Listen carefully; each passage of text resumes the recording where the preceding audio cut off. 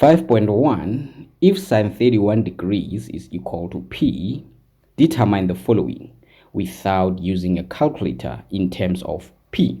The minute they say without using a calculator, it means you have to express your solutions as fractions. So if they are saying in terms of P, it means our solutions will include P.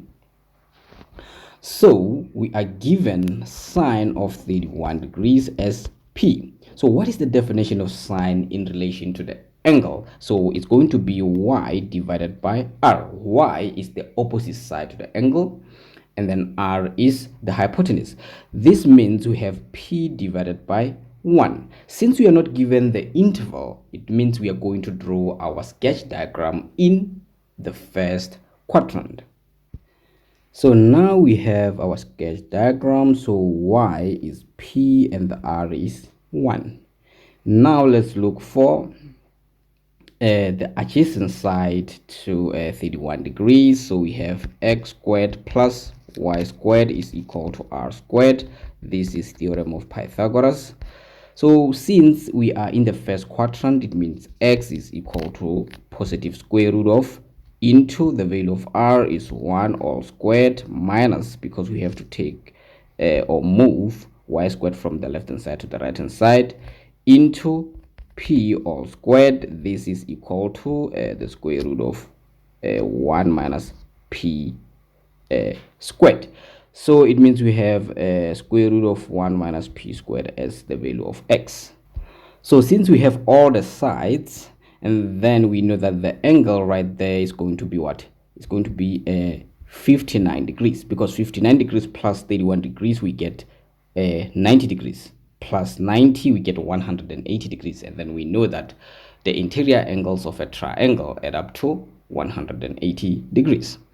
So let's find the value of sine of 149 degrees in terms of P. So this is the same as sine of what? 180 degrees minus 31 degrees, right? We get 149 degrees. So this is the same as sine of 31 degrees because it's in the second quadrant of the cast diagram where sine is positive. So this is the same as P, right? So what about cos of negative 59 degrees? So cos of a negative angle is in the fourth quadrant of the cast diagram. There, cos is positive. So it means we have cos of 59 degrees. And then this is the same as what? 59 degrees is this one, is the angle right there, right? You don't have to add or subtract angles, right? So you just know that it's the angle at the top there. So cos is what? Is the adjacent side divided by the hypotenuse, right? The hypotenuse is always opposite to the 90-degree angle. So it means we have what?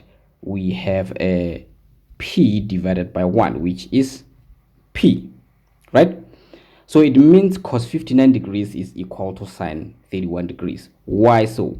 Because when you add the two angles, you get what? When you say 59 degrees plus 31 degrees, you get 90 degrees. We call these angles complementary angles, right? So since these two angles add up to 90 degrees, it means sine of 31 degrees is equal to cos of 59 degrees. 5.1.3, cos of 62 degrees. So we know that 31 degrees plus 31 degrees, we get 62 degrees. So it means we have cos of 2 into what? 31 degrees, right? We have a double angle there. So we have three options. We choose 1 minus 2 sine square 31 degrees. This is the same as 1 minus 2 into sine 31 degrees is the same as P. So it's P all squared. So this is 1 minus 2p squared. That's the value of cos 62 degrees. 5.2, simplify the following expression to a single trigonometric ratio. We have tan 180 degrees minus theta multiplied by sine squared 90 degrees plus theta plus cos theta minus 180 degrees multiplied by sine theta. We get 6 marks. So 180 minus is in the second quadrant of the cast diagram. 90 degrees plus theta is in the second quadrant of the cast diagram. So theta minus 180 degrees is in the third quadrant of the cast diagram. So in the second quadrant, tan is negative. Therefore, we have negative tan of theta multiplied by sine squared 90 degrees plus is in the second quadrant. In the second quadrant, sine is positive. So since we are dealing with a boundary on the y-axis of the cast diagram, it means sine will change to cosine. So we have cos squared theta plus sine theta minus 180 degrees is in the third quadrant of the cast diagram. There, cos is negative. So into negative cos of theta multiplied by sine of theta. This is equal to, so tan of theta is the same as what? Sine of theta divided by cos of theta multiplied by cos squared theta, and then positive times negative is minus cos of theta multiplied by sine of theta. So this one will cancel out with this one. We remain with negative sine of theta cos of theta minus cos of theta sine of theta. So we take out negative as a common factor, negative 1 into sine of theta cos of theta plus cos of theta sine of theta.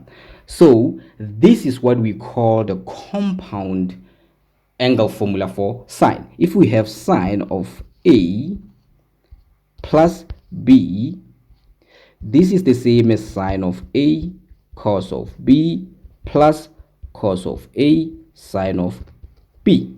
So it means now we have to contract it. We are going to get sine of theta plus theta, right? This is the same as minus sine 2 theta, and then we get 6 marks. Peace, guys.